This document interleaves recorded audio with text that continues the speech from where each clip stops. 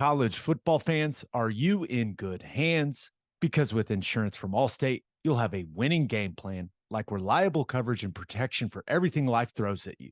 Because just like how great protection can save a football game, it can also save you money. So get protected with Allstate. Visit allstate.com or call a local agent today to learn more. Brought to you by Allstate. You're in good hands. On this episode of the Oklahoma Breakdown with Ikard and Lehman, we recap OU's win over Iowa State. We also recap the other great games of week 5 of college football and give you our winners and losers of the weekend. Please download and subscribe to the podcast, rate it 5 stars, and write us a good review. Follow the show on Twitter, Instagram, Facebook, and YouTube. Just search Oklahoma Breakdown on any of those, and you'll find us. All right. Our man Michael Hosty will kick this thing off. It's time for the Oklahoma Breakdown. It's a beautiful Sunday, October 1st, and you're listening to the Oklahoma Breakdown with Ikard and Lehman. And Ted, we are here to recap OU's win over Iowa State, but it is officially All-State Red River Rivalry Week. Let's go, man. Awesome. Can't wait. It's going to be a good one this year, boy. It feels as big as it's felt in a long time. Now, you may notice our artwork for the podcast looks a little different. It was pretty cool when Allstate reached out to us about sponsoring the podcast for this week. And shout out to Justin and his entire team at Riverwind for letting us do it. They've been such a great presenting sponsor and will continue to be the presenting sponsor after this week. But yeah, I kind of thought that was a spam email. I thought someone was playing a trick on us, but hey, look at us. Partnership with Allstate. I guess whenever their home office wasn't asking us to send money to Nigeria, we were good, right? It wasn't a spam email. Exactly. So, fired up about this whole thing, but we're recording this Sunday morning, and let's dive into it, man. A fun atmosphere there at Gaylord Oklahoma Memorial Stadium. The lights were going, the music was going. Tone was set by hype man Bob Stoops before the game. And I did not expect that. You think? Not maybe like the most out of character thing ever. Well, head coach Bob Stoops out of character. Post head coach Bob Stoops way more in character. That was fun. That was pretty cool. Yeah, that's a great way of describing it. All right, Sooners win 50-20. Let's start with the defense, Ted, because few issues early in the football game. Let's be real. A lot of the fan base was freaking out, man. But what did you see when you went back and watched the tape? Here's the thing. We are so guarded as a fan base right now when it comes to defense, right? We win the kickoff. We defer. We win the coin toss, rather. Win the coin toss. We defer. Let's put the defense out there, baby. We're a defensive team. Shut them down on incomplete on first down. We're ready to roll on the boot. Second down, crush the run. Third down, force them out of the pocket. Interception, pick six. The place goes insane. It's like it's confirmed. What we thought is true. Our defense is badass. Let's go. And then, so the place is just going crazy. And then we have a couple of plays and everyone loses their mind. But I'll tell you, 68 plays, 68 snaps of defense. They had 3 plays was the bulk of what they did. And on 2 of them, the 2 touchdown plays, 51 and 67-yard touchdowns, there's not a breakdown in coverage. There's not some like egregious missed tackle. It's kind of just plays that you really can't explain to safeties. Just really poor angles. The first one is Key Lawrence coming over the top. I don't know what he's thinking. he may have an explanation for it. Maybe he didn't see the receiver in his vision. He thought it was simply an overthrown football. I don't know, but Key Lawrence does not turn contact down. So obviously it's not what you want. I'm willing to, I don't know. Maybe I'm making excuses or whatever, but I just don't, that's not a play that I look at and say, oh my gosh, we've got problems. There's something going on here. It was a bad play by Key Lawrence. 9 times out of 10, he separates that guy from the ball, maybe even makes an interception, at least at a minimum, a tackle. Part of the problem is the timing was so good that maybe he pulled off because he thought he was going to be early. I don't know, but he was there, could have made the play. The other long one, touchdown, was Bowman. Kind of the same thing. I think his vision maybe came off for a second. He thought it did because I talked to him post game in the locker room, and he said the issue on that play was my eyes. Like he was like, I barely peeked, and that's what threw it off. Yep. And it threw it off. Angle was a little bad. He knocked off, I think maybe it was Pearson, knocked off one of the other guys, and it's off to the races. Bowman doesn't make that play. That's not something he does a lot. He's a guy you trust. Now, I'm not going to just excuse those away and say that, that stuff happens. It can't happen. We're playing against Iowa State this week, and we were so much better that those plays ended up not mattering. But this week against Texas, and that's the nature of the game. One play like that where your eyes are just, you take 2 steps of a wrong angle, and that's ball game. The whole thing's over, right? So I'm not trying to say that those things don't matter. I guess what I'm saying is those are 2 plays where I trust that those guys aren't going to do it again. There's not a flaw in our system. There's not a flaw in our scheme. There's not a flaw in the players that we have out there. It was just 2 things that happened. Now, outside of that, there was a handful of runs. One of them was little zone read, and Dasan McCullough comes up the field instead of just flat down the line, and they split us right down the middle for an explosive run. And then there was some pin pull stuff where the outside receiver comes, and the way it works is as the safety comes down to be a run support player, the outside receiver will come in and crack. And whenever he comes in to crack, it kind of looks like he's running to slant. The corner is going to follow him. And whenever he sees it's a crack, he has to be now called crack replace. He has to replace the safety in the run fit. We were not good at corner with that. And that's something that we're going to have to dial in. I don't know, as I start watching some Texas offense a little bit more, we'll see. I imagine it's the way it goes. Whenever you show some type of flaw, teams are going to probe around to see if you've coached that up and fixed it. Doesn't mean that we're going to see a whole plethora of crack blocking from Texas, but I imagine they're going to have it in.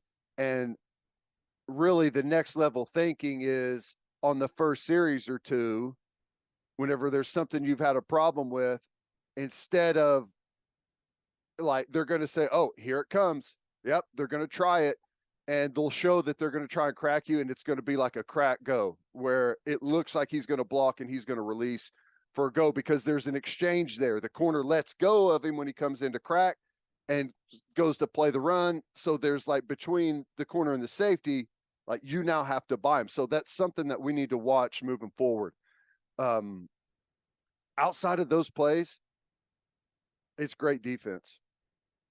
I mean, tackling, running, a bunch of guys, that came in, guys that I thought played well. PJ played well again. Just continue to love watching this dude play. It's every game there's something that he does that you're just like, oh my gosh, this is getting so good. Every game, you send me a clip from you watching the tape, and you and I just go, "Oh yeah." I mean, his ability to bend. I mean, Obo had a little bit of that, but he didn't have the length, right? To have that length and that ability to bend. There's usually a lot of stiffness that comes with that type of length, and he don't have that. It's so exciting. He has an incredible mix of athletic traits, and he's got the motor. He's just coming along really nicely. He also like tried to fight their entire offensive line at one point, which got me going. I was like, yes, PJ. Yes. I was like, I don't know what happened over there, but that's usually a pretty, between the whistles, a pretty docile guy. It feels like something happened that he was not happy about, which I like the edge. I thought Jonah Laulu played really well. He's starting to really develop a pass rush, man. He's got the good length. He's super strong. He's got a real good push, and he's developed this late spin because he pushes so hard. When guys start to anchor and he feels like one side is starting to turn a little bit, he spins out and those guys lunge forward. It's getting really effective. I like what I saw from him. Outside of the poor play, I thought Billy Bowman was nails. He was really good. Obviously, the interception was a great play. Super athletic, comes across, makes the catch, gets like a toe tap to stay in bounds, and he's so athletic that he stopped his full momentum and took it all the way back across. I thought that was good. Stutzman had another really good game. You can see on the play where he hurt his shoulder. I guess he didn't hurt his shoulder. He's got a neck stinger going on, and it's crazy because he helps make the tackle, and I think it's his right arm. It's like completely dead. So like whenever he rolls over, it looks like, like whenever you wake up and you've been sleeping on your arm wrong, so it just like flops over. There's like nothing there. And it's pretty funny. I hate that for him though, because it's really tough to deal with. But I thought he played well. He did tell me, you know what he did tell me? He's going with the cowboy collar for the Texas game. So that's gonna be pretty cool. Gentry Williams, thought Gentry Williams played really well. He continues to tackle great whenever they try to attack him and block him on the edge and run some of that bubble stuff at him. He's great. He's starting to look like he's going to be a star. Yeah. The physicality, the traits. He's always in proper phase and coverage. He finds the football. Not only is he a physical tackler, like those wide receivers for Iowa State could not block his ass. Nope. Yeah. Hands straight to their chest, get off me, and then go and fill the run. He's playing with a ton of confidence, man. I love what we're seeing from him. I thought McCullough played well, except for that one play. That there was a couple of things in there with him, but he flashed several times. Thought Kendall Dolby played well. I thought Kanik backtracked a little bit from Cincinnati week.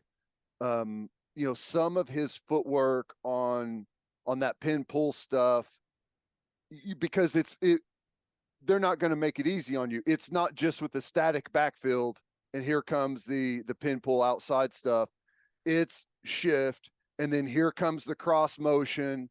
Then there's like, they fake to the ghost motion, and then here comes the pin pull. So you've got all of that going on, and his footwork, I think it's eyes, just trusting where you're supposed to be, reading your keys. And he doesn't see the blocking scheme yet. He's still, as a backer, there's different times, like you always just kind of feel where the blocking scheme is. You're not necessarily looking at it while your eyes are on your keys in the backfield, so you know what play's happening. I don't think he's able to bring all of that together yet and process all the information. I I thought his inexperience showed in Mhm. this game, and here's why. Iowa State, the pin pull stuff, all the gap stuff that they ran, Ted, they hadn't run any of that leading All up went to all this game. zone. Yeah. They had been a zone team. And I talked to Stutzman about it. He's like, dude, they hadn't done any of that stuff. So, but Stutzman's experienced enough. He's played enough football now that's like, okay, you sort through all of it. And Yeah. I think Kanik, it was one of those, wait, what's this? What's going on here? They haven't shown this. And it just, he seemed like a count or two late Yeah. on a lot of it because I mean, I don't even know how many times did they even practice that leading up to the game, right? They hadn't shown any of it. So I thought he's still a really inexperienced player and he's inexperienced at the position. I thought, especially watching Stutzman kind of feel it out quicker, right? And be Mhm. like, okay, this is what they're going with. He could see the full picture where Kanik looked a little indecisive and unsure, like, hey, this is not what I prepared for, type of stuff. Yeah. It's a hard thing to explain that you visually you are focused on something, and in front of what you're focused on, you see a blocking scheme that you react to. So you have to see like multiple things at once. And there's like at some point, like your instincts take over and you don't even think about the blocking scheme. You just naturally go with it. And it's something that whenever it happens, it clicks. And I think I think it's coming. I'm not panicked. I think he's on track for a first year starter. I think he's going to be fine because, you know, he's so fast that his footwork is garbage. He like goes the wrong way and he like bows around and then still runs the play down from the back end. Now, whenever the footwork is clean, it's going to be tackle for loss here, tackle for loss there. And so I'm I'm not worried about it yet. But he needs to come along a little bit. I thought it was nice to have Reggie Pearson back. You know, the dude's an enforcer. He's great in open field tackling. Peyton Bowen had another great game. The dude he finds the football. It's crazy. Block punt, separating guys from the football. Great open field tackling. Really nice athleticism. Like we're in such a good place in our secondary. We're deep at safety. I mean, we're rolling different guys in at corner. I know Kanai Walker didn't play, and he's been playing really well. But we got some other guys that were able to come in there. Kendall Dobley, as I mentioned. So all in all, but that's what happens, right? That's the nature of defense. 3 plays, right? 3 plays sends our entire fan base into a tailspin over. Maybe maybe watching USC earlier in the day had everyone's head all messed up. I don't know, but nothing to panic about. We've got some clear things that we can correct before we head down to Dallas. I like it. That's kind of how I saw it as well. We don't talk a lot about the defensive line, right? Just because there's not Laulu's kind of the guy that's emerging, like you mentioned, from the interior, and the edge guys.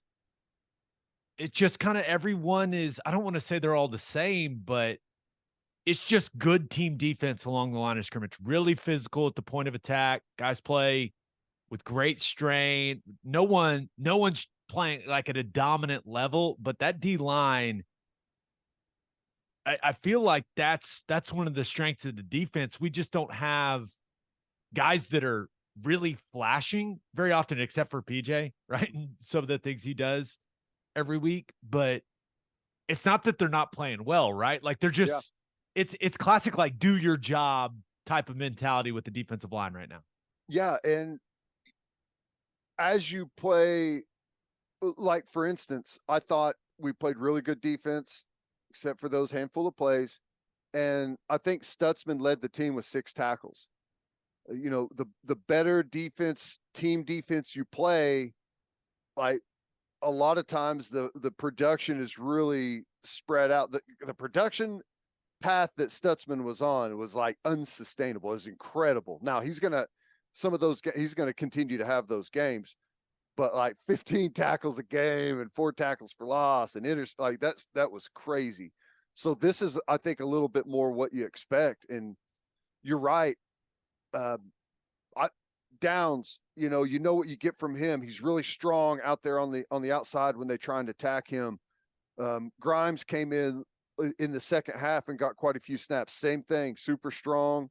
I mean, whenever we're deep into the rotation in the last couple plays of the game, you've got like Stripling out there, you've got Reggie Grimes out there.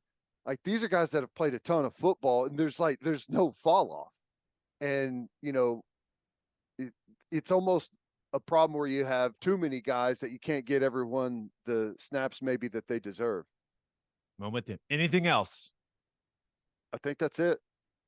Nice. All right, let's talk about what we saw from OU's offense against Iowa State's defense. But first, Riverwind Casino is Oklahoma City's premier casino experience, and there's so many reasons why Riverwind is consistently voted OKC's #1 casino, but it all starts with their amazing variety of gaming thrills and excitement.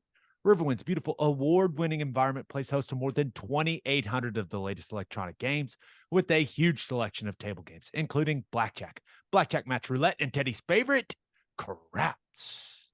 No matter what your game, Riverwind has it in spades and hearts.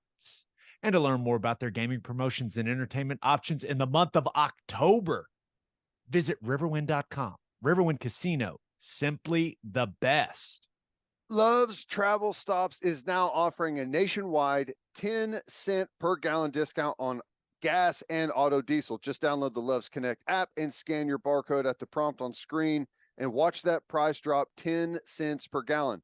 Across the country, the Love's Connect app unlocks exclusive deals and can help any traveler plan their route or meal on the highway. So before you hit the road, be sure to download the Love's Connect app to save 10 cents per gallon and experience the country's best highway hospitality at Love's Travel Stops. Love's also has you covered if you forget your phone charger or headphones with their expanded mobile to-go zone. And of course, don't forget to grab yourself some of that delicious Java Amore. I don't have that voice, Gabe. I don't have that voice. Come on, man. You got to sing it. No.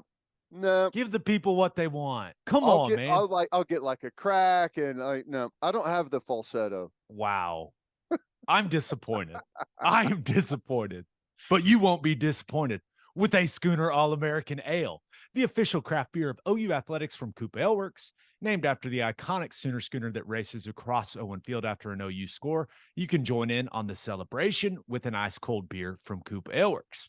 You can enjoy it at the Palace on the Prairie, at OU Athletics events, at the bar, at the tailgate, and in the comfort of your own home. For more information on Schooner All-American Ale, visit SchoonerAle.com. Must be 21 to purchase. Please drink responsibly. Schooner All-American Ale, the taste of game day. OU's offense. You put 50 points on a really solid defense. Now, we're going to find stuff to complain about because that's what we do. But let's not forget, this does not happen to Iowa State defenses. 50 points, 40 on them in the first half. Over 500 yards of offense. Stopped us once. Well, we had the interception and one punt. Yeah, this does not happen to a John Haycock defense. It just doesn't. But it did on Saturday night. And let's start here. I thought Jeff Lebby called a really nice game. Agree. Right. And while I'm still not a huge fan of how they're doing some things in the running game, I do appreciate this. The main concepts that they had going in the running game, right? A lot of different outside zone looks, wide zone, whatever you want to call it, from the offensive line. They ran several variations, right? Different motions going on in the backfield, right? Outside zone, split outside zone. They ran like some outside zone reads, some outside reverse zone read, right? Where the one running backs going wide and DG's kind of the dive guy.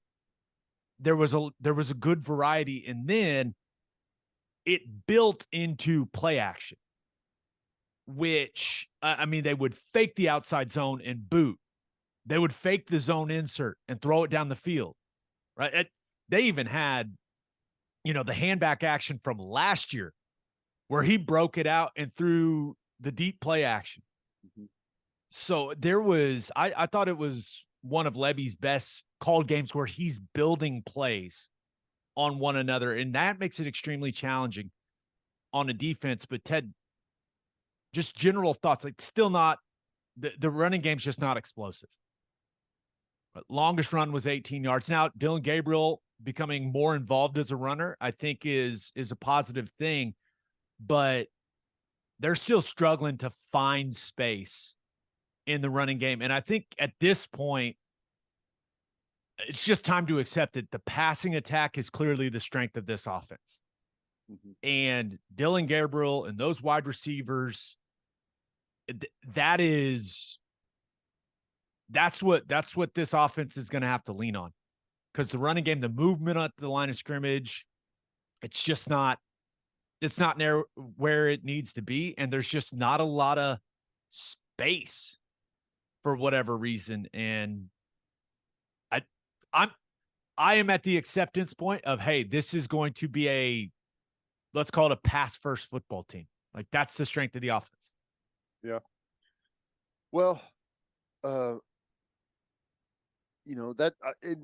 obviously you would love to be elite at absolutely everything, but for whatever reason, some of that stuff's not coming together right now.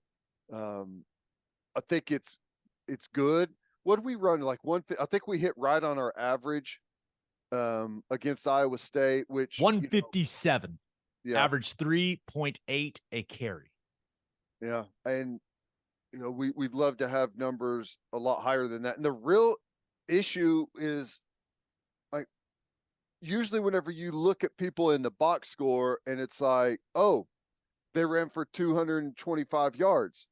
It's usually they average, about 4.5 a carry. And then there's like 2 or 3 super explosive plays in there that get you to that number. We just don't have any of those explosive runs. I think our most explosive runs of the season have all been called back for holding. Right.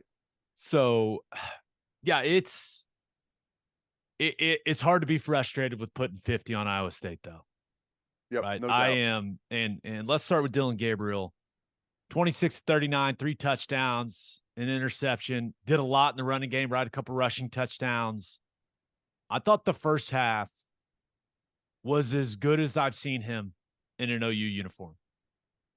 I thought he played in just the entire game. I thought he played with an aggressive mentality in the throw game and as a runner. Like, guy played with some fire on Saturday night, and I can get on board with that. And it certainly gets the juices flowing when you truck a dude for a touchdown run early in the game. That was awesome. Now, the first thing I think about, even though it was an Iowa State guys, I think, oh my God, I feel bad for that guy in film review tomorrow. It's just going to be horrible. Yeah. And he's not going to be able to sleep. That's all he's going to think about on the ride home. It's going to be a miserable 24 or 48 hours for that guy. Yeah. Well, luckily they picked on 18 quite a bit, so he's got a lot to think about. He's got a lot to think about. But I thought some of DG's timing throws on the comebacks, right? You think of that Nick Anderson, it was kind of like a post and then like a stop. I don't know exactly what they call it, but I thought some of the timing routes, some of the out routes, I thought he was as on time as he's been, right? We talked about him being a little late on some things, and I thought he was really crisp, and the ball had some velocity on him. Yeah. Like he was letting it rip. I do love that he gave his guys chances to make plays down the field. I talk about it a lot. He's at his best when he's got an aggressive mentality when it comes to pushing it down the field. Now, did Brennan Thompson have to wait on that one? Absolutely. But that guy is fast. Yes, he is. I mean, hopefully he's okay. It looks like he got a little banged up, but hopefully he's fine, because We could use that speed against the Longhorns. But Dillon Gabriel, he gave his guys chances to go make plays. And I just thought that him becoming more involved in the run game, teams are going to have to dedicate more time to that in their preparation. The interception he threw was really nice route recognition from the Iowa State guy. And Dillon Gabriel should have just thrown it away. But all in all, I thought he was really good, man. Really good against that defense to carve him up the way that he did. That's good stuff. Yeah, he was great. And I agree on, like, we think of a lot of times with our offense, it feels like we're either throwing it deep or we're throwing the bubble stuff, the lateral stuff. But he was great on all of the comeback stuff, man. Out the speed outs from the slot guys where they're catching it there on the sideline. He was money on all that stuff. He looked good, had plenty of zip. Like you said, he was fired up out there, getting in the running game and getting up and letting guys know about it. He was entertaining on Saturday night. That was fun. Yeah, he needs to bring that same energy to the Cotton Bowl. I'm all for it. Yeah, I'm all for it. Okay, wide receiver wise, I wanted to start with Jaden Gibson because that touchdown catch, and I kind of forgot that was on fourth down. I forgot. I didn't even realize it until I just saw it in the rundown. Yeah, that was on fourth down. It was an important play. But that catch he had, that is as good of an individual play from a wide receiver as we've seen in a long time. Right? To know you're about to get hit. First of all, hell of a throw from Dillon Gabriel. I mean, what a throw. But to know you're about to take that shot, he even sees it. Like he peeks before he catches it and saw it coming. Take the shot, run through guys to go score a touchdown. I mean, what a fantastic individual play. Kept the balance. That was as good as we've seen from an OU wide receiver in a long time. Since CeeDee Lamb, honestly. Every time he touches the ball lately, it's been something. Like, there has been no routine plays for Jaden Gibson. It doesn't feel like this season. They've all been big moments, big plays, crazy catches. And that was awesome. And that's nice to see. Like, through the first couple of games this year, it's like, where's the star power? We're going to have some guys start really showing up and showing out. And the receiving core has done exactly that. They've really shown out. Yeah, and Gibson hit. So he has that play, but he also has a really nice catch on a comeback where he's working one-on-one against TJ Tampa, who a lot of people think is going to be a first-round pick. Right? Good, strong hands catch, competitive play. So I continue to think he's getting better and better. Drake Stoops, I mean, it's the same thing every week. Consistent, physical. It seems like he drew, I don't know how many pass interferences he drew, and there were a couple. He runs an out route at one point and makes the safety fall down. Shakes him so bad, the safety fall down and just grabs his feet. And Drake gets up, is like, what? And they didn't even call it. So but he had the touchdown catch. Even had a drive, PBU. Oh yeah, we needed that too. That drive that we capped off with his touchdown was one of the best. Like, just with the way the clock was ticking down, the way we schemed the red zone. That's the highest level I've seen our offense operate since Levy's been here. Yeah, it was really good. And it was a 2-minute situation, but short field, and they just kept getting penalties, and we just kept scheming up good stuff. Yep. It was good. You're right. Farouk, 5 for 81, had the nice long catch where he battled through a guy tackling him. He could have had a long touchdown, right? They go max protect, kind of zone insert play action. And Stogner in the back, neither of them blocked the backer that adds to the rush, or else it's a touchdown for Farouk. He's going to run right by the guy. And Dillon Gabriel still almost got it there. Yeah. But I continue to believe, just find ways to get the ball in his hands. right? Good things happen. Also, getting real aggressive in the kickoff return game. Yeah. Yeah, that was he's like, "Hey, I'm bringing this sucker out. It don't matter what happens." Yeah, I'm Wow. feeling it. Andrell Anthony, quiet night for him, right? With what we've come to expect from him. But you watch tape, ran a lot of good routes. He was open, and sometimes this is life at wide receiver. Sometimes you do everything right, you get open, and the ball doesn't come your way. So it's good to see him get open, but hey, it just happens that way sometimes. But he also continues to do a really nice job as a blocker, whether that's the RPO stuff out on the perimeter or just run game. Like he's doing a nice job. Gavin Freeman, it's good to see him get some touches that weren't just speed sweeps or like going lateral or anything like that. Yeah, it was nice. That was good to see. Nick Anderson had the long touchdown. Gosh, he runs some beautiful routes, man. Yeah, I for mean, the length he's got, he's super tight and explosive in his footwork. yeah, and that was another beautifully schemed up play from Levy, right? Putting that deep third player in conflict. He bit the cheese, and Nick Anderson is wide open. Boy, So DG let that one run out a little bit. I yeah, had me maybe nervous. that ball felt like it was in the air for eternity. I It was like, was maybe put perfect. that one on a line, maybe.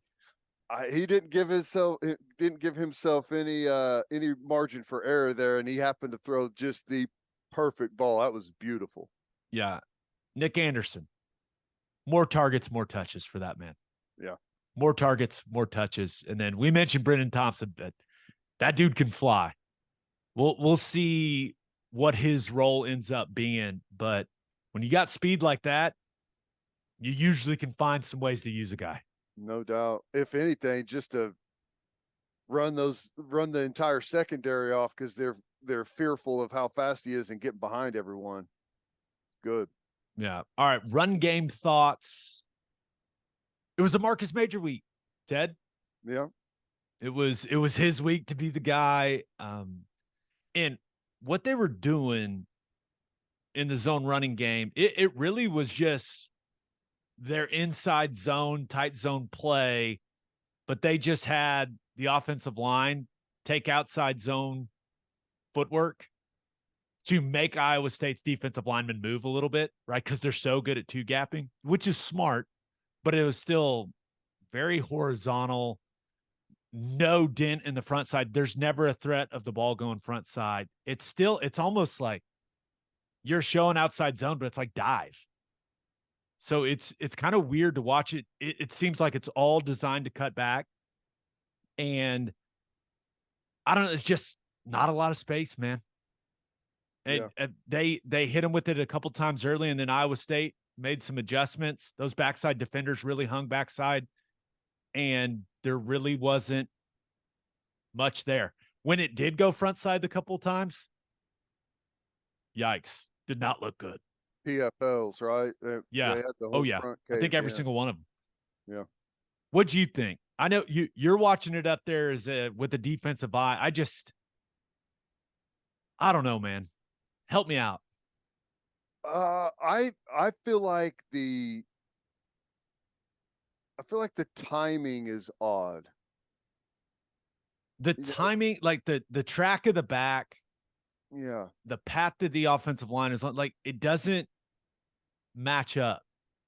And even on some of the counter or not counter, but the gap scheme stuff that we were doing, the timing, and I don't know if it was maybe something that the Iowa State, like the field like just changed and it's not what they were intending, but the like a lot of the stuff is like too slow. Some of the gap scheme stuff is too slow, and like we're there's some big asks for some of the back block stuff whenever we're pulling with the alignment that we're getting, and I don't know. It's just like I said, it overall just the timing of it feels different, feels weird. There's a lot of it cuts back, like you said, But in order to get something that has a successful cutback, there's got to be a really a dangerous threat on the front side to get guys running and flying over the top and exposing the cutback instead of just automatically cutting it back. Ted, what would your reaction be if I told you Iowa State made an adjustment to where they just had their nose guard jump backside when he felt outside zone, like loop all the way into the backside, let's say backside B gap? Yeah. Would you say that nose tackle felt threatened about getting reached and the ball going front side? No. And, at times defensively on stretch, an adjustment is to tell the guys to get reached. Just go ahead and get reached and penetrate, and it can clear everything up for the backers on the backside. But usually that's after, they've hit you on the front side a lot. Like that's usually like when you're getting a hit on the front side, an adjustment. Like we're replacing a defensive lineman for a linebacker on the front side. So yeah, I don't know. It's like I said, it's weird. It's kind of hard to explain. Yeah, the passing attack is the strength of the team, right? Or strength of the offense. It's the strength of the offense. Now, after all that complaining, Marcus Major did do some nice things. I agree. Right? I thought he did a nice job, especially early, getting downhill. Mm-hmm. Decisive cuts, pouring it downhill, finishing runs physically. I continue to think he's best out in space, right? I really like some of the stuff where they're just throwing him that swing screen and letting him operate out there in space. Now, and you pointed it out on the broadcast, there was one, if he just goes inside of Drake Stoops' block, who knows what happened. He may still be running, but he did a good job. He looked the most explosive out of any of the guys that we've seen. Like that was as explosive and decisive as a back has looked to me this season, right? With what he put on tape, especially early in that game. I thought he played fast, man. Yeah. No, I did too. I thought, he's tough, he's physical, he runs hard, he's downhill. Like the one thing he's missing is like that ankle pick tackle on the perimeter. Yeah, he had one run. It was like that reverse zone read thing where he's going wide and he's out in space a little bit. He made a guy miss. He like spun, and you and I were both like, "Ooh, okay." But yeah, he's just not a guy that's going to make a bunch of guys miss, right? That's kind of where I'm at with him at this point. Mm-hmm.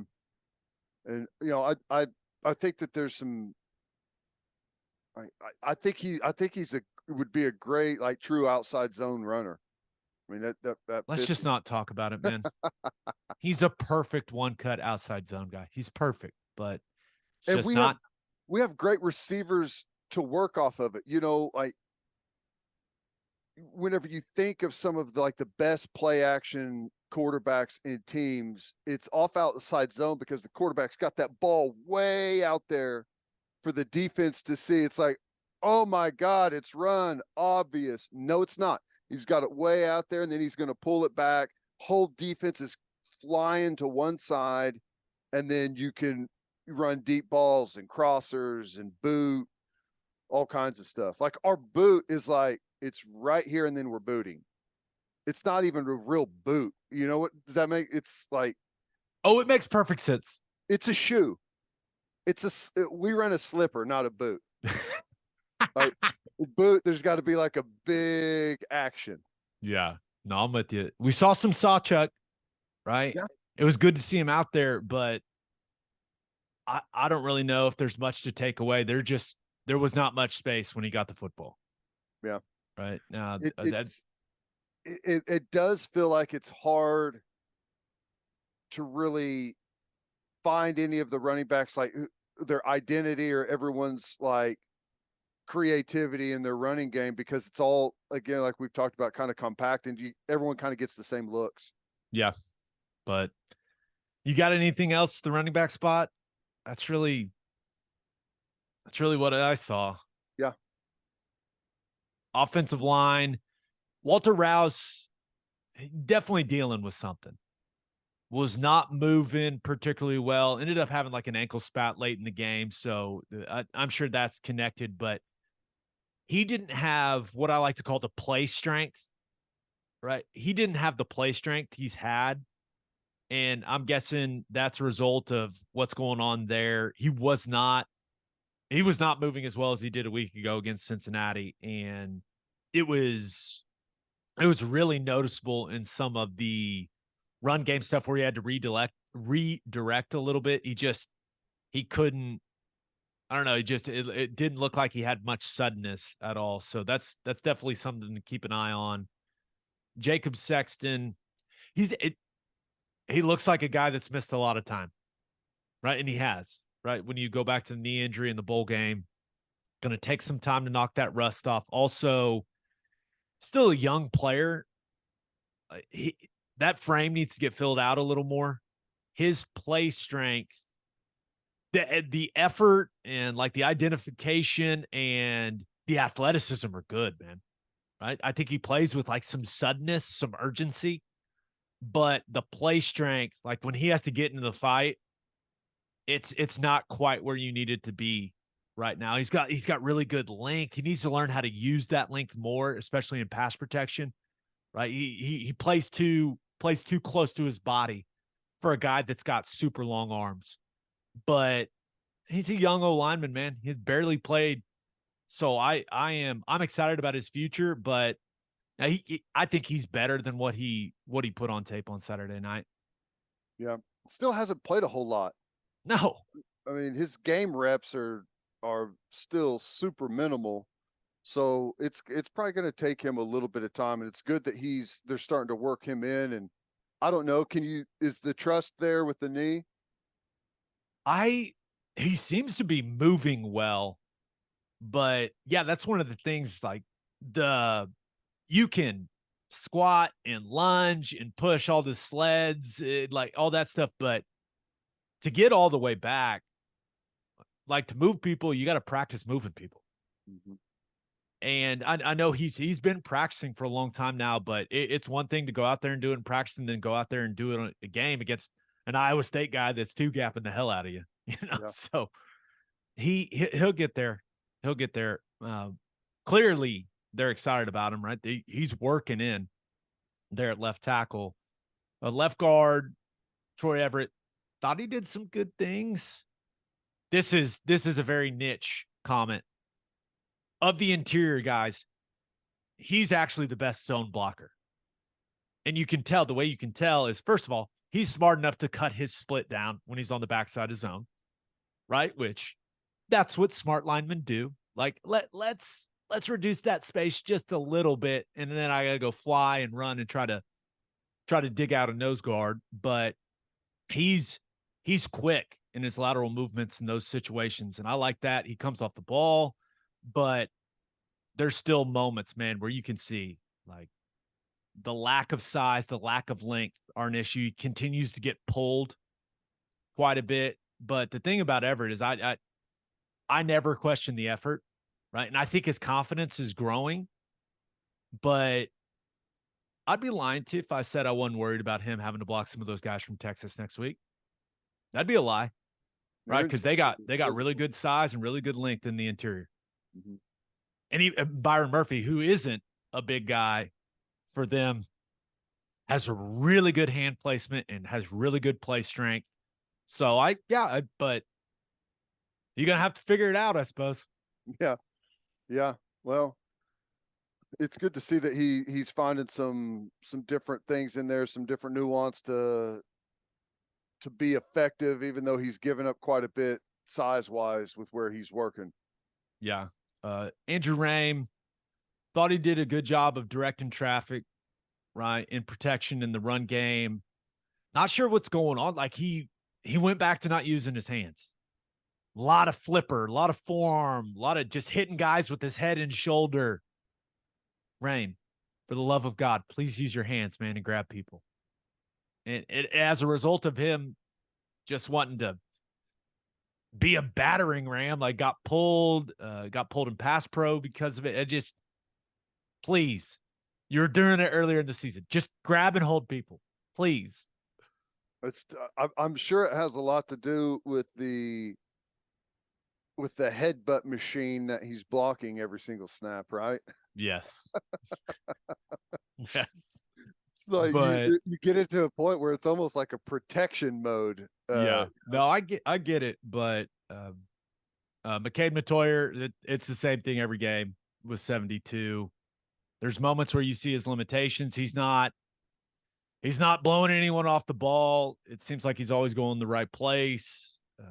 But yeah, I am. If they're gonna run zone successfully, he's got to be better on the backside. Like you got to unhitch the wagon, man. You got to take the trailer off. You got to put it in fourth gear. You got to get going. He needs to cut his split down is what he needs to do. But if they're going to utilize that concept, he's got to be better on the backside.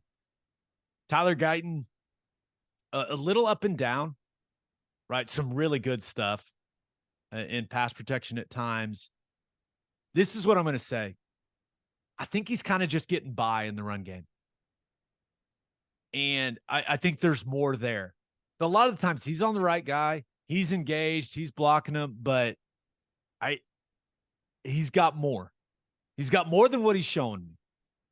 And I want to see it. Yeah. Now, we got to see it against Texas. But, yeah, he has some plays where you're just like, okay, man, like, come on, let's go. Let me ask you something. Do you think that because at any time we can get into an up-tempo 10 or 12 play drive that we get into this spot where a lot of guys are saving? It feels that way a little bit. And I've been there. I've lived that life. Yeah. Right. You got to pick your spots, but it is I'm sure you noticed this. You saw how Iowa State's guys came off the ball, right? Mm-hmm.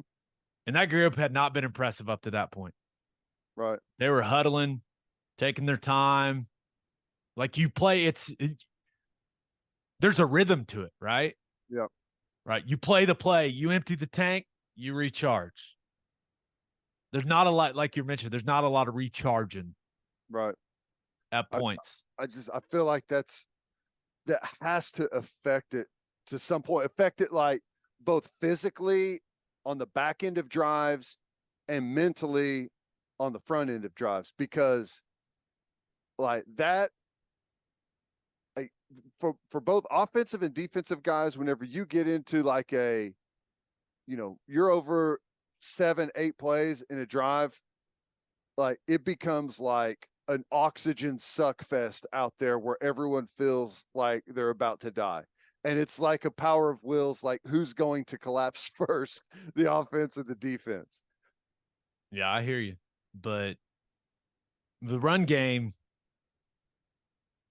it is what it is at this point. You know, it's not explosive. It's okay. Right. But yeah, man, I've reached the acceptance. This is a team where the passing attack is the strength. Yeah. So the rest of the way, when you play better teams, Dylan Gabriel's got to be really, really good. Wide receivers got to be really good. Now, I will say this about the O-line. Pass protection has been the strength of the group, right? That felt like one of the better days they've had in pass pro for the most part. Yeah. I mean, there's plays here and there, guys getting beat here and there. That's football. But overall, thought they did a good job of keeping Nate clean. Only position we haven't talked about is tight end. Stogner got himself a catch. Look at Stog go. That was a beautiful ball too. Yeah. But this is my assessment of Stogner. Okay. More than willing on the split zone stuff, the zone insert stuff, but especially against Texas, keep him away from the point of attack, right? Where like his block is what I call the inflection point of a play. That is not his strength. That's just, is that That's how I'm going to describe it. How about that? That's fair. That's fair. Yeah. I think I agree with that. He's got some good size to him. He's kind of caught in that between being a blocking tight end and a pass catching tight end, right? He's kind of in no man's land a little bit there, where he's good at both, but maybe not great at either. I think that's a fair assessment. All right, let's get to call your shot. We asked you guys the number one takeaway from OU's win over Iowa State. This first one comes from Jeremy Russell, who says, special teams continue to be special and produce big plays in critical times. That can make all the difference in a close game. Keep an eye out on that for the Red River rivalry. What, people, you thought we weren't going to talk about the block punt and Trace Ford? It was great. I mean, it was fun to watch. I know the feeling right there. You see the ball on the ground, and it's really a race between you and your teammates to get to it, more than it is like a race between you and Iowa State to get to it. You don't need to jump on the ground. Scoop it. Just scoop it. Don't jump on the ground. Just scoop it. You're going to end up getting the ball right there. Just scoop it. Take your time. Scoop it. He flung that thing so far. It was hilarious. I mean, in hindsight, it's hilarious. OU wins the game by 30 points. So we can laugh about it now, but it was pretty fun to watch. One thing I'll say, I feel like the kicking game, punting, field goal kicking, the kickoff game, it has not been a strength. No. Like, Schmidt does not look like he's hitting the ball well as a kickoff guy or on his field goal attempts. He early in the season, his kickoffs were awesome. They were directional kicking, and he was putting it like 2 or 3 yards in the end zone, like in that little coffin corner area, just routinely. And starting to, he's faded from that. He's lost it a little bit there. And,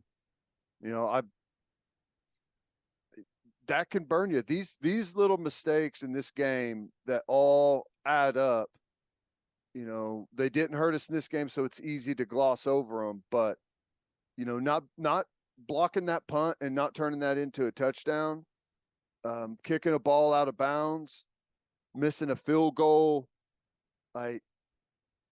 those are little things. But we're talking about, you leave at least 8 points on the board, and you give a bunch of yardage. Like, even some of our punts weren't great. We had a chance to pin them, deep inside the 20, and we got it to the 20. Like, punts it out of bounds to the 20. You don't even make him catch it. Like, that's right. How many times do you see a guy in college, punt returner, he gets under it, he drops it? Like, you have to 10 people around you. Yeah. Yeah, you have to make them make the routine plays. Force them into a situation where they can make the mistake. Right? And that's where the punting has not been great at all. Last 2 games, it's been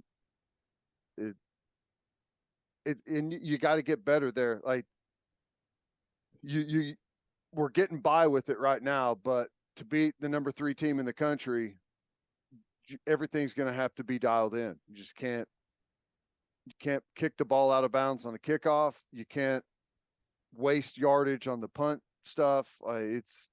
Whenever you have a massive explosive play on special teams, you can't cost yourself a touchdown. No, I hear you. All right, this other one comes from Jim Walgren, who says multiple tacklers on a player, tackling better as a defensive unit, not letting their quarterback get comfortable in the pocket. Other than the 2, right, huge explosive plays for Iowa State, I thought the tackling was solid. Tackling was, it continues to be great from the secondary coming up to make tackles on those lateral plays in space is great. Peyton Bowen, Reggie Pearson, Billy Bowman, those guys, they tackle really well. And then Rocco Becht was not comfortable. No. He did not look like he was having a particularly good time for the last 3 quarters of that football game. He Neither got was their backup. blasted a couple times. Their backup quarterback, oh my God. He played like 8 snaps, and on 6 of them, he got just drilled. Thank goodness Matt Campbell was using his timeouts to get What was JJ that? Cole. What do you I think don't that know. was? I don't know, man. You coach as hard as you can until the clock hits 0, I guess. That's probably the mentality. I get that, but there has to be a point where you just try and get out of the football game healthy. We lost it. Now we've switched our priority to getting out of here healthy. Looks like their left guard on the last play of the game. Hufford, yeah, he got rolled up bad too. Yeah, he got limped hurt off the field. It doesn't look good. I mean, it's funny on film. I don't. It almost looks like he's on ice or something, but it looks like he got hurt. Their backup quarterback tries to hurdle someone in a game where they're down 30 for some unknown reason. They're lucky they got out of there with what happened. At some point as a coach, you got to try and protect your guys. No, I'm with you. All right, let's get to our week 5 recaps. But first, John Vance Auto Group has a deal for Oklahoma Breakdown listeners. Go to any of their 9 full-service dealerships in Woodward, Miami, and Guthrie and tell them we sent you, and they'll give you $500 off. That's $500 off just because you listen to this podcast. They've been serving Oklahomans for 40 years. They're family-owned and operated. No matter what your vehicle needs are, John Vance Auto Group has you covered. They carry domestic brands such as Ford, Lincoln, Chevy, Buick, GMC, Chrysler, Dodge, Ram, Jeep, and Wagoneer. John Vance Auto Group's goal is to give unequaled service and to exceed customers' expectations in every way. You can find all their information about their lifetime loyalty program, browse their entire inventory, and find the John Vance dealership near you at vanceautogroup.com. And attention business owners, you need Insurica in your life. Insurica is one of the country's largest insurance brokers with 30 offices throughout Oklahoma, Texas, and the Southwest. Insurica is able to customize programs by accessing the latest information from many insurance carriers. They compare and contrast coverage offerings and pricing in order to design a cost-effective, comprehensive program to meet your business's specific needs. If your business partners with Insurica, you'll save huge amounts of money and take back control of your total cost of risk. If your business wants to be best in class, connect with Insurica at insurica.com. That's INSURICA.com. It's hunting time in Oklahoma. And if you're looking to buy hunting property, the Land Doctors can help you find the ideal ranch. They build custom hunting lodges and lakes and can turn Oklahoma's raw land into your personal playground. If you'd like to sell some land or you simply want to add to your portfolio, then call Colton Cole at 405-615-7645 or visit landdoctors.com. All right, week 5 of college football. Let's start in Boulder. Yeah. Ted, it's pretty hard to go win a game on the road, have your quarterback throw for 6 touchdowns, score 48 points, and walk out of there feeling really shitty about your football team. I know. It's hard to do. But somehow the USC Trojans figured out how to do it. Ted, how about that? Man, it's wild. I know how they feel, right? That's the exact football game that we played for most of the last decade or close to it, 7-8 years, right? Score a bunch of points, quarterback go out there, set all kinds of records and numbers and stats and hang on to win by a score.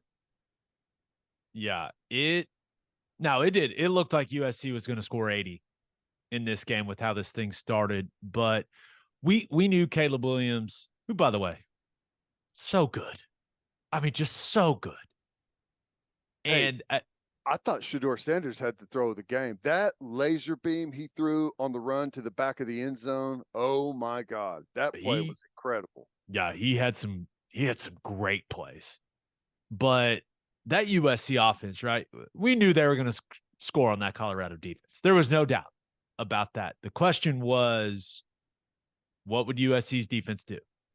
Would they be able to put a good performance together against an offense that just got dominated by Oregon? And that's not what happened, right? What it was, Caleb Williams hit Brennan Rice on that slant, which what a route by Rice, but that made it 41-14. And here's what Colorado's offense did the rest of the way. 5 plays, touchdown. 5 plays, touchdown. 11 plays, touchdown. Turnover on downs. Shedeur Sanders, you got to throw it. It's 4th down, man. Get rid of it. Give a guy a chance. But next drive, 10 plays, touchdown. Now, last drive, you got to operate with a little more urgency. Colorado, I don't know what that was. That was strange, right? But it was touchdown, touchdown, touchdown, turnover on downs, touchdown to finish the game for Colorado. That is just not – that's not what good teams do, right, when it comes to finishing games. And Lincoln Riley and Alex Grinch had to walk out of there going, what the hell? I mean, the USC defense, USC is exactly what we thought they were. Caleb Williams is amazing. He's got great weapons. They're going to score a bunch of points, and the defense is an issue. I mean, that's what they are as a football team. Yeah. No, I agree. And here's the problem for Lincoln Riley. I know everyone across the country is, oh, Alex Grinch is terrible. How's he still the DC there? This is unbelievable.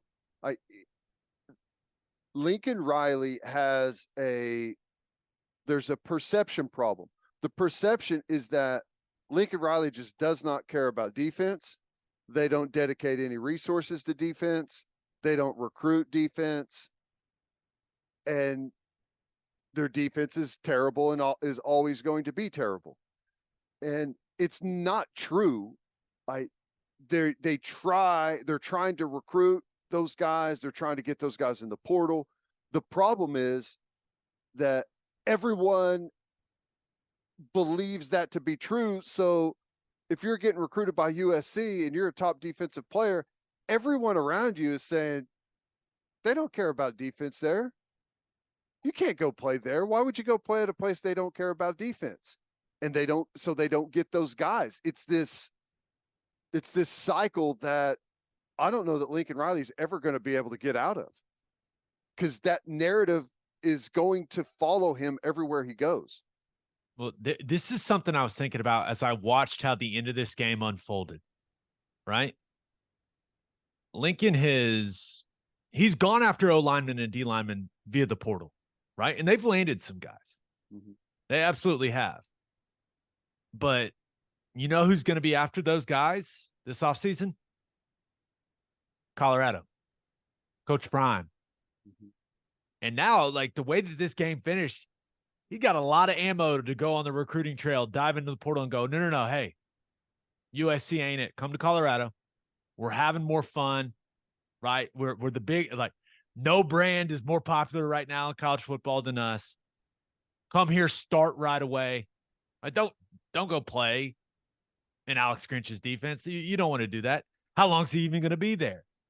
Yeah. Like that, the way that this game finished, that it opens up the door for that conversation. It's like USC won the battle, but in the long game, did Colorado actually win? By coming on and doing what they did late in that football game. Yeah, I think they did. And it was impressive. Okay. And they lost. They lost the game. It never felt like USC wasn't going to win the football game. Right. But I'll give Deion Sanders and those players credit, right? They got destroyed, embarrassed last week against Oregon, right? And they were getting smacked around in this one. But they kept playing, man. They kept swinging. They didn't fold. They had the chance to, and they didn't. That means something. Yeah. That tells you a lot about where a program is at, like the culture within the walls there in Boulder. That stood out to me. Now, they lost the game. But in a weird way, doesn't it kind of feel like they won? Yeah, for long term, I think so. I think so. Because Colorado's already been better than I thought they were going to be, and I don't think anyone thought they were going to go win a championship this year. So, like, when you have all eyes on your football team and you're playing a top 10 opponent and you're kicking an onside kick at the end of the game to try and get possession to go win the thing or tie it up, then that ends up being pretty good. Yeah. One last thing about this game. There was a punt in this game where I would have paid, I don't know how much money I would have paid to be sitting next to you watching it. Australian style, roll out to the right, punter. The dude holds it for what seemed like 5 seconds, Ted, and then kicks it super late. It just kicks it right into a guy from USC's arm. USC takes it immediately in a couple plays and goes scores a touchdown. I would have paid money to watch your reaction. Dude, it was just an asinine play. I would have paid money to watch you witness it live. It's so embarrassing. It's so embarrassing. Like some things, like I understand the rule. The rule in college is stupid. Everyone can release downfield once the ball is snapped. So you take advantage on that by when they don't rush the putter, he dances around and runs to the side, and then he kicks some ridiculous end over end punt. It's just like some things we just don't lower ourselves to do, in my opinion, and that is one of them. Let's operate like a legitimate football team. You can say whatever you like. There's a bunch of things in college rule wise that need to be changed. That is one of them. We need to have the NFL's punt rules. Agreed. All right, on to the next game. Kansas went to Austin and lost 40-14. A strong finish from the Longhorns. And hey, we find out at about 20 minutes before this thing kicks off that Jalen Daniels had re-aggravated his back in the morning. Leipold after the game, he said he didn't know anything was wrong until they got to the game. What did he do? What did he do at the hotel to where he re-aggravated his back and couldn't start in the most important football game for Kansas in, I don't know, 15 years? What? I don't know. We need an answer. I wanted to watch Jalen Daniels, who is an electric factory. I wanted to watch him play against that Texas defense, and I was robbed of that. What happened? I want to know. I don't know if we'll ever know, but I want to know. It doesn't sound like a back issue to me. Right? When the head coach is saying we didn't know until we got to the game. What? That's so weird, man. That's weird. It's a 2:30 kick. It wasn't an 11 a.m. kick. Even an 11 a.m. kick. Your starting quarterback, if he hurts his back, the first thing he's going to do is say, "Oh my God, where's the trainer? This game is huge. Like something's happened. What's going on here? Find someone instantly." And the first thing the trainer is going to do is tell the head coach, "Oh my God, our starting quarterback, our star player's back has locked up on him again. I don't know what we're going to do." Like that's all instant. Instant. This is shenanigans is what it is. I don't know if he was out drinking all night. I don't know what happened, but it ain't his back. Right? Am I crazy? I mean, Leipold's a pretty straightforward guy. Like if Jalen Daniels didn't practice all week, I feel like Lance Leipold would have just said that. I don't know, man. It's weird. It's really weird. But that being said, really competitive first half in this game. Yeah. I mean, they did a nice job of getting red zone stops. I mean, it was 13-7 at the half, right? They picked Ewers off right before the half. It's 13-7 going into the locker room, and it continued to be competitive. The start of the second half, Jonathan Brooks rips off that long touchdown run, but Kansas answers right back when Bean finds Trevor Wilson for the long TD. But the game seemed to completely change on one play. Kansas had 4th and 1 at their own 38. There's 4 minutes and 31 seconds to go in the third quarter. They ran triple option. Jason Bean is going to cruise to a first down conversion. Easy. Who knows? Maybe even it goes and scores if he ends up pitching the triple option. But Highshaw clamps on the ball on the dive. Bean tries to pull it. Highshaw doesn't let it go. Texas jumps on it. No conversion. Texas makes him play, goes and scores a touchdown. And Ted, it was all Longhorns the rest of the way. You hate to say, hey, that was the play that changed everything, but it kind of felt that way. I was watching it when it happened, and I still feel the same way. There's no reason they should have gone for that. I was surprised as well. You're on your own 38. You're within a score. You've kept things clamped down. You're not in a shootout. You're in a low-scoring football game with Texas. You've got exactly what you want. You know, you've been able to keep the lid on them for the most part. There's no reason to deflate your football team. You got plenty of time. It's a risk there's no reason to take at that point.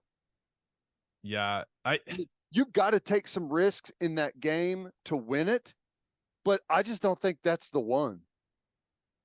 I hear you, but it was there, man. If they just execute it, it's there. It's an easy first down, but yeah, woulda, coulda, shoulda stuff, right? Now, yeah.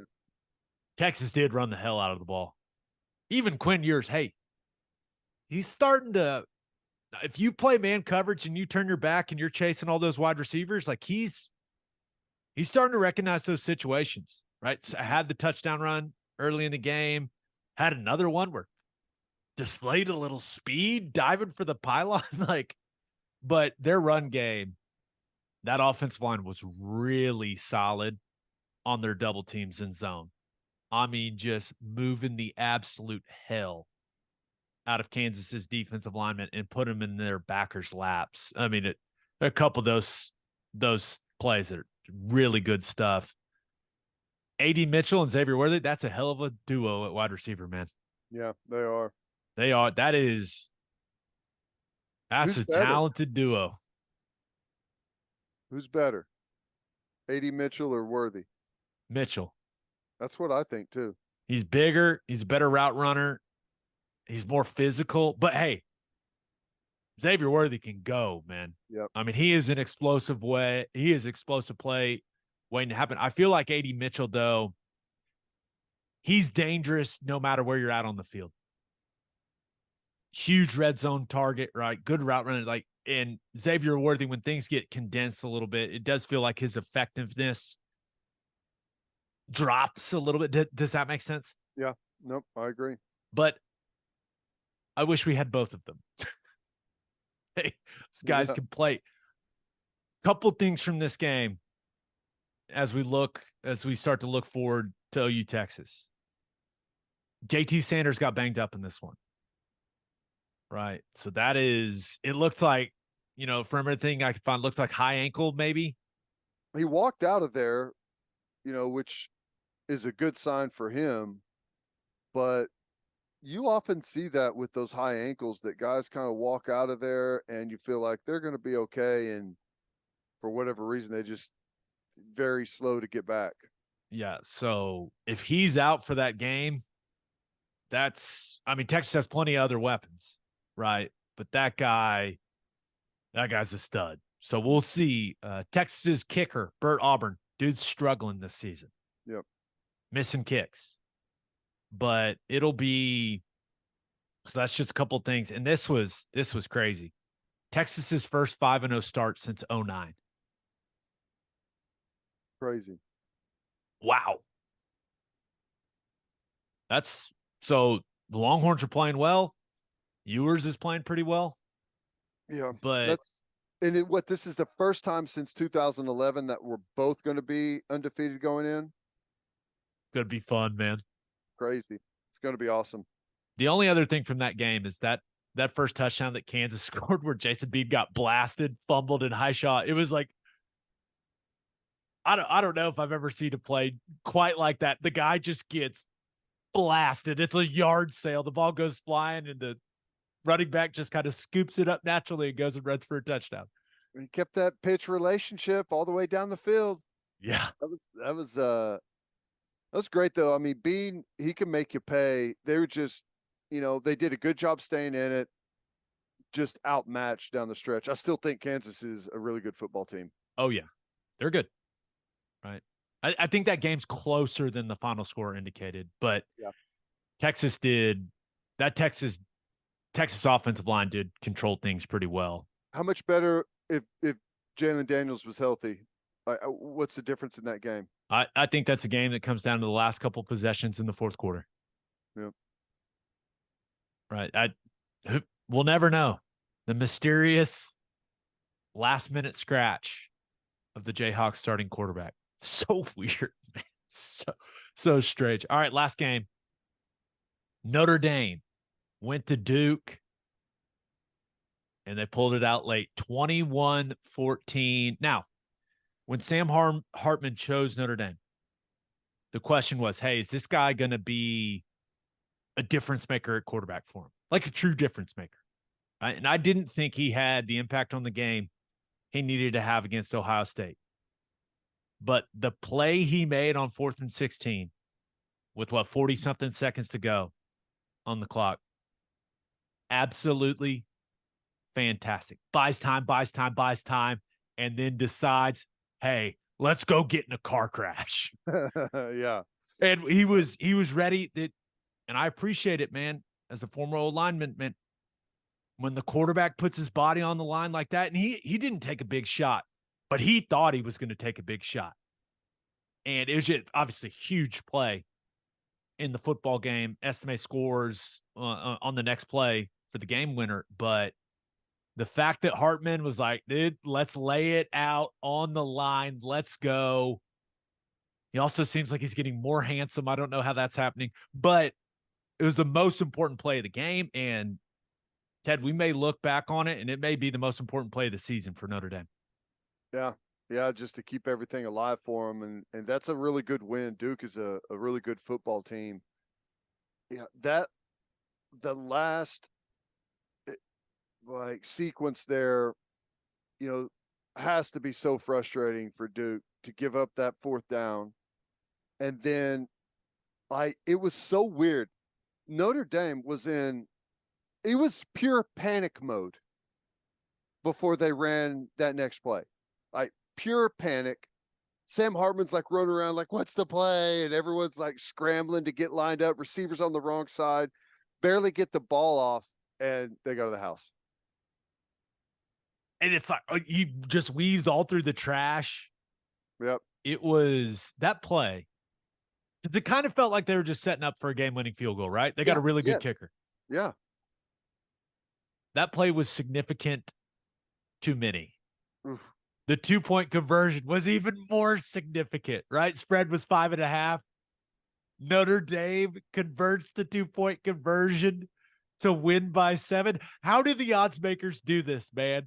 They're sorcerers. It's unbelievable. Yep. It's crazy. And it's just, and this is why you love college football, but I mean, you also feel for these guys, the roller coaster of emotions of, oh my God, we're going to beat Notre Dame. And then in 2 plays, no, we're not. And then we may lose our quarterback. All in just this in sequence is like, has our whole season just fallen apart. It's crazy. It's crazy. That's how it felt. Right. And remember that game winning drive for Notre Dame, that started on their own 5. I Yeah. remember Riley Leonard pooch punts it, does a great job, doesn't kick it through the end zone. Way to go, Riley Leonard. And they go 95 to go and win the football game. And Duke had all the momentum when they scored to make it 14-13 too. Just couldn't finish the job, man. Elko's doing a hell of a job. But you mentioned it. Riley Leonard goes down on the last play of the game, and he was in some serious pain. The way he got rolled up, it reminds me of an O lineman. Reminds me of high ankle MCL. That's my prognosis. Ted, I've seen it a ton. Looked a lot like that Davis Bevel play from early in the season. It looked bad. I thought at first, I watched it and as it was unfolded, I was like, I think the quarterback just broke his leg. It looked ugly. So hopefully he's okay. Hopefully he's all right. Was cool. Did you see Hartman wait for him after the game? That was cool. He continues to win the hearts of America. That handsome bastard. That's clutch though, man. That drive, the pulling it down and running for it. I feel for Duke, man. God, that roller coaster is just miserable. Well, you mentioned this when we were talking about OU and the special team stuff, like not coming back to bite us yet. Mm-hmm. It killed Duke, gave up a fake punt on the first drive of the game that ended up in a touchdown for Notre Dame. They missed 2 field goals. They had a 21-yard punt in this game. I mean, special teams were not their friend in this one. And then the last thought I have on this game, where we need whoever Notre Dame offers at tight end, we just need to go and offer the same guys. We did. We took one of them. I mean, but wait, Mitchell Evans, the dude is a stud. I mean, he looked like the best damn player on the field. Can we get a guy like that, please? We look at I don't care where they come from. I don't care. East Coast, West Coast, Midwest. I don't care. Go find them. Everyone else has awesome tight ends. I don't know how awesome they are as much as people just don't cover them. I mean, I don't know, dude. He had some sick catches in this game. That's true. But, you got a guy, Georgia has a guy that's, maybe going to be up for the Heisman playing tight end, and he's running around free all over the field against Auburn. No one even in the screen with him. Tough. Just all I'm asking you, can we just get one? That's all I'm saying. Now the recruiting, I know the recruiting got a couple guys that are on track to come in, but yeah, I continue to watch these games. These teams have these tight ends. Dang it. It's fun.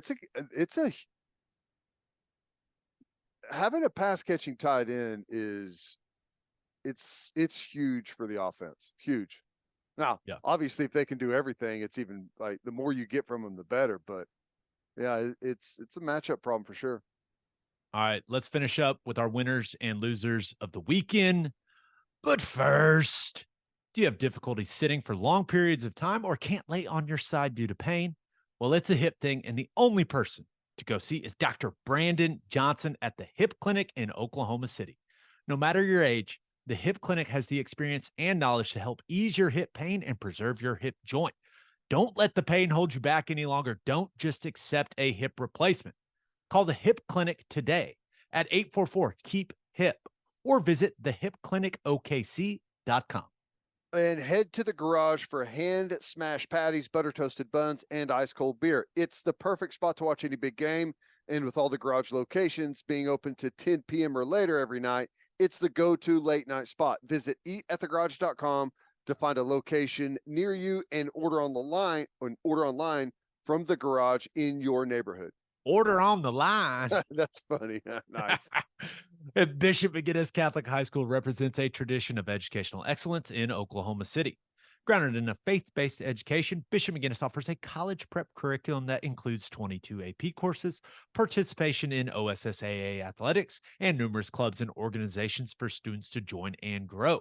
If you want to provide the best possible educational and spiritual development for your children, contact Bishop McGinnis Catholic High School or visit bmchs.org. Financial aid is available. As always, Ted, kick us off. Who do you have as your winner of the weekend? Friend of the pod, Neil Brown, West Virginia Mountaineers, getting it done. The Oklahoma breakdown bump continues to roll for Neil. Let's go. Getting it done at TCU, blocking the field goal to win. Now, they blocked the field goal, but it looked like the field goal. Did you see the Pat McAfee $1 million field goal attempt the kid had on game day? And that guy, he had multiple of those. Yeah. I mean, he had TCU's kicker. Not in a good place today, if I had to guess. There's no chance that ball's going through the uprights, but blocked it anyways. Awesome getting it done for West Virginia. That they're starting to find something offensively now. Fun game.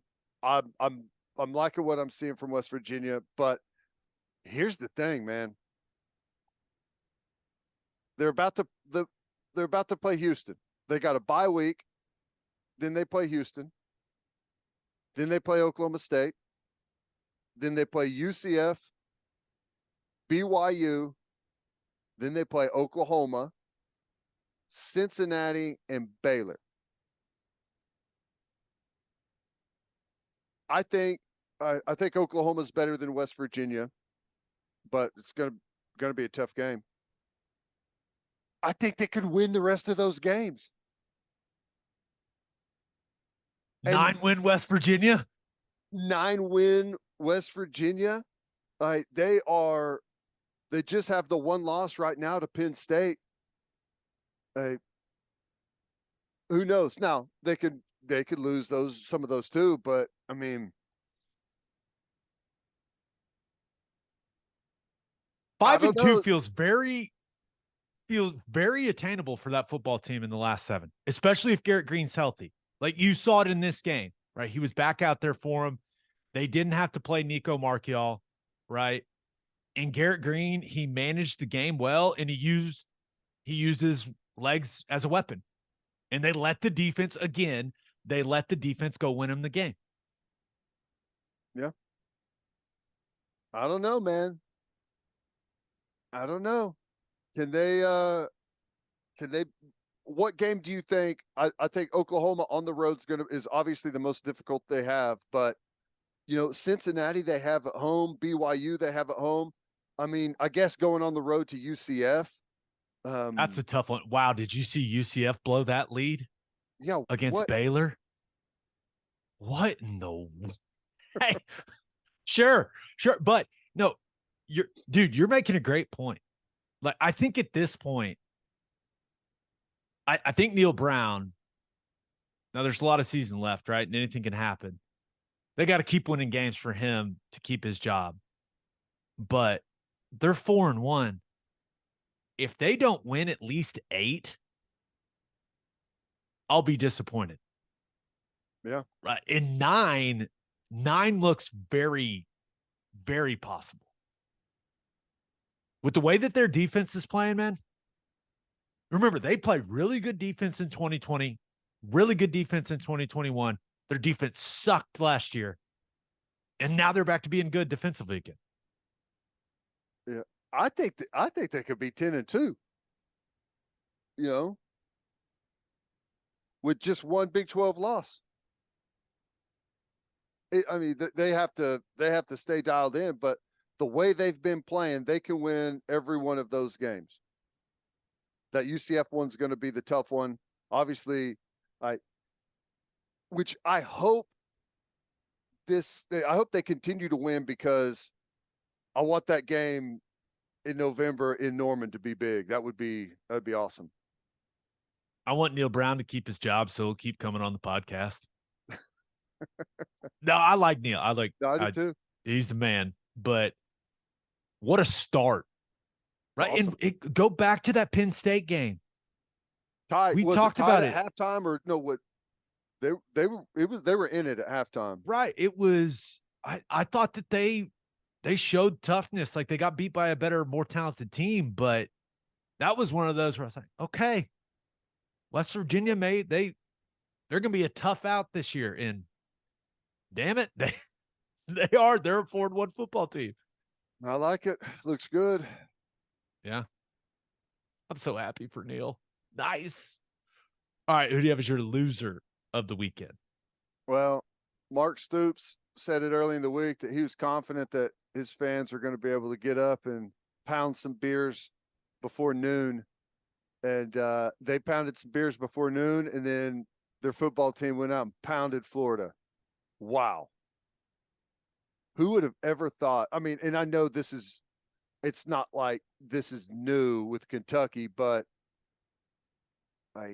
you don't have to go back very far to think that Kentucky lining up and kicking the shit out of Florida in every phase of the game physically, that is something that could never happen. But it happened big time. You talk about building a culture of toughness at a program. Ooh. If you were not able to watch this game, and coming into this one, this was a talking point. Like, hey, Billy Napier is kind of building Florida. Like they're very similar to Kentucky, right? You ask the quarterback to kind of manage the game. You run the football. It's about physicality at the line of scrimmage. You build your team inside out. Like, hey, let's see where Florida's at as compared to Kentucky. Got a ways to go. Ways to go, man, because it was Florida could not run the football. And Florida's defensive line got destroyed by that Kentucky rushing attack. What, Ray Davis, 26 for 280 and 3 touchdowns. I mean, they ran for 329. Devin Leary had 9 completions in this game. They completed 9 passes and beat the absolute hell out of Florida.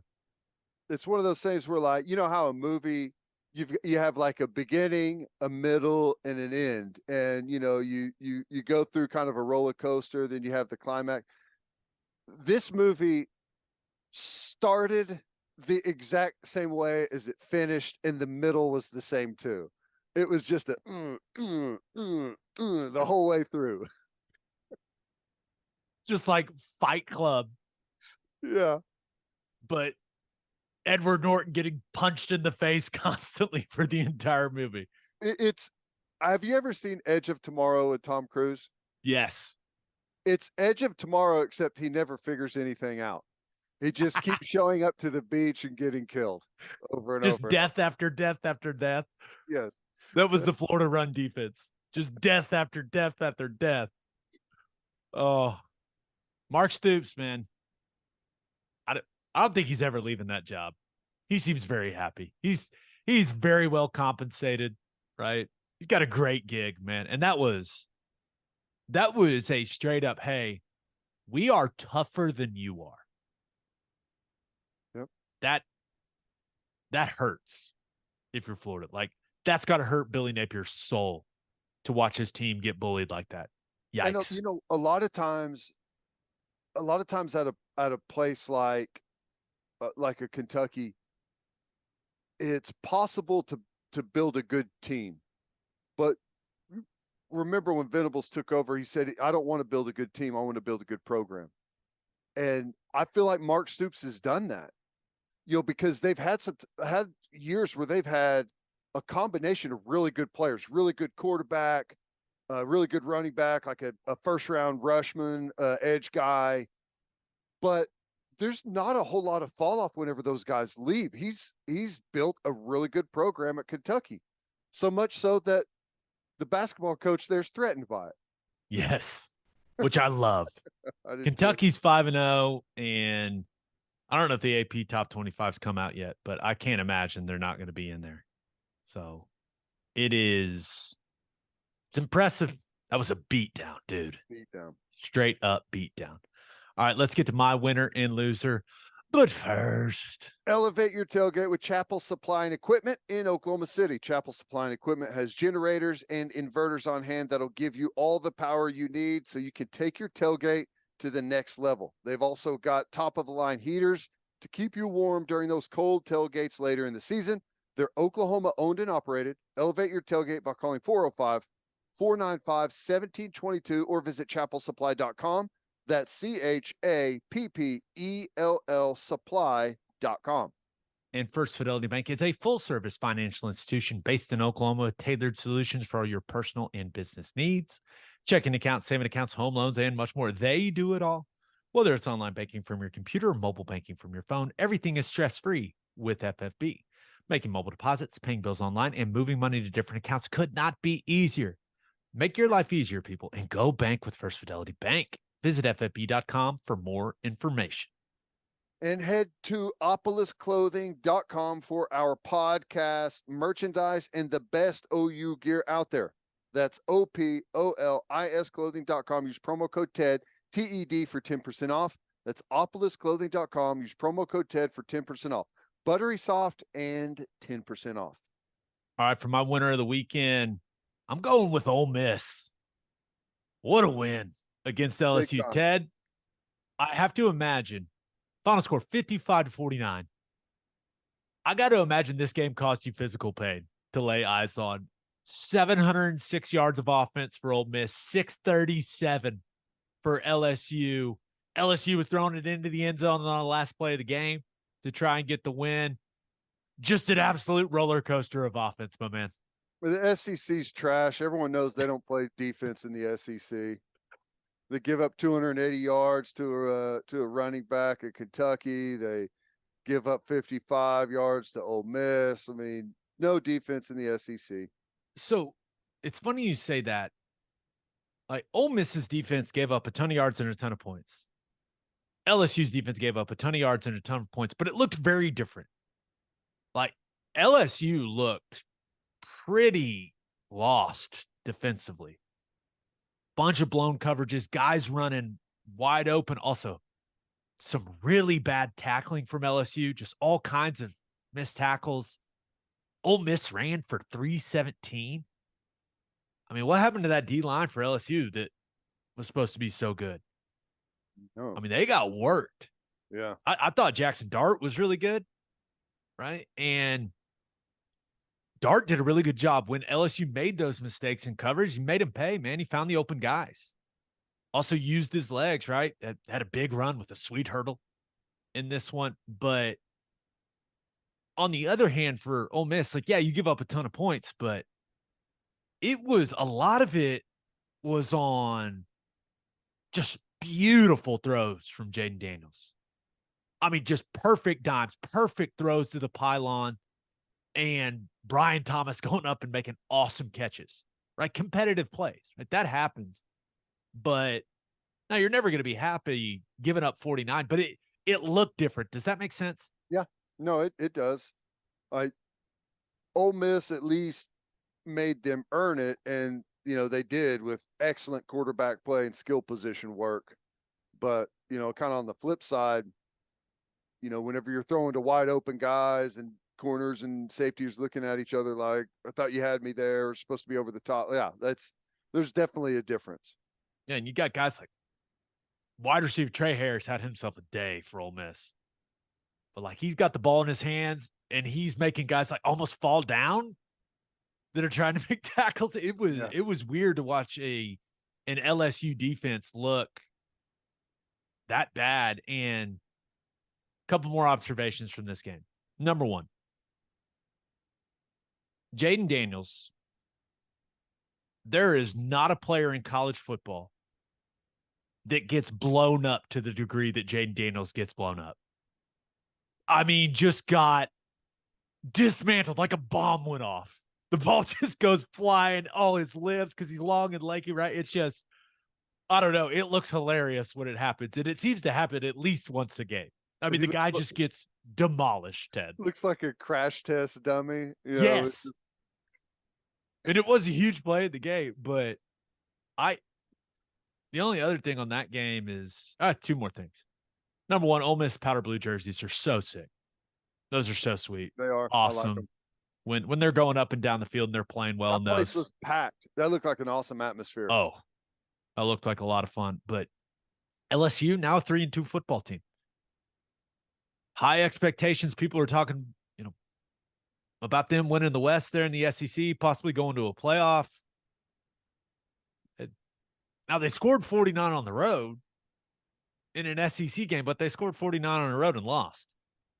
So, I don't know, man. Not the start to the season, right? You think about the fourth quarter of that Florida State game, how they just got smacked around by the Noles in that situation. And now, giving up 55 to Ole Miss, that's not a good start to the season for LSU, especially compared to expectations.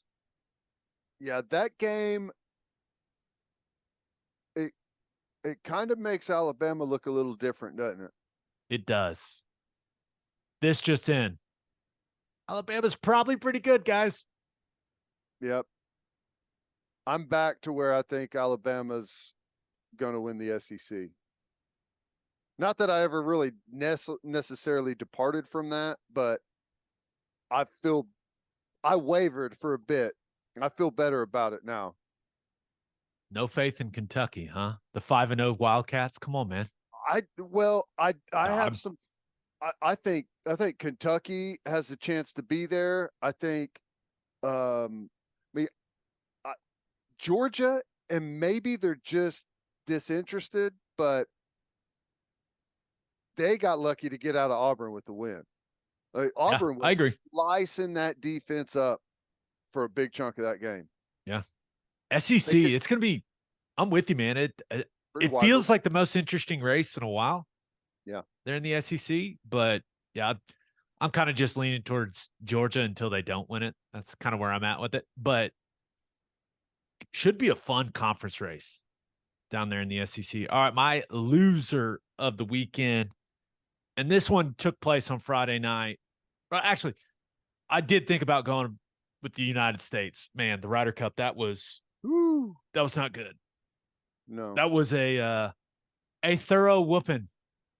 Joey LaCava was the one that showed the most fight. What was that? I've never seen anything like that. Now, how many times could one man wave his hat on a green? What was that?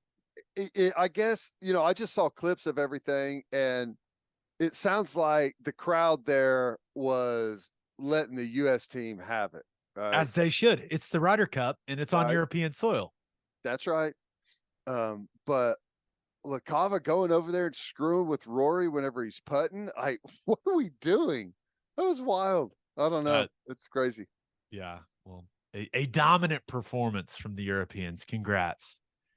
Now I can go back to cheering for all those guys because I like a lot of guys that are on that European squad. But my loser of the weekend, I'm going with Utah. Went to Corvallis and got beat. Now on Sooner Game Day, Ted, I was alone on the Beaver Dam by myself, and the Beavers delivered for me. Let's go. Good. But Oregon State wins 21-17, and you don't say this very often with Utah, man. Oregon State looked like the more physical football team. O-line and D-line. Pushed them around. Now, clearly not having Cam Rising is a massive deal, and it only seemed like a matter of time that it would cost Utah a game, and it did. Both Nate Johnson and Bryson Barnes weren't good, but